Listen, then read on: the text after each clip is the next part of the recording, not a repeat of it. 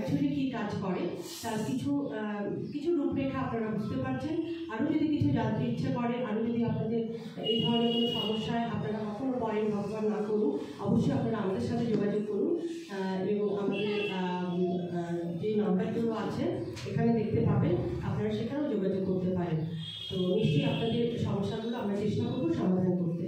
তো এখন আমি যে ব্যাপারটা নিয়ে আগেই বলেছিলাম এখানে বলবো, সেটা হলো আগামী জানুয়ারি মাস প্রত্যেক বছরই সার্ভাইকাল ক্যান্সার অ্যাওয়ারনেস মান্থ।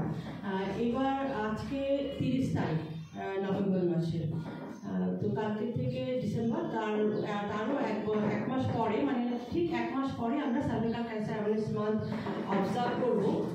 যেহেতু আজকে আমরা সুযোগ পেয়েছি এখানে কিছু বলবার, তো আমরা চাইবো যে একটা প্রি ক্যান্সার অ্যাওয়ারনেস মান্থ, মানে cervical pre cancer awareness month হিসেবে আমরা এটাকে অবজার্ভ করছি।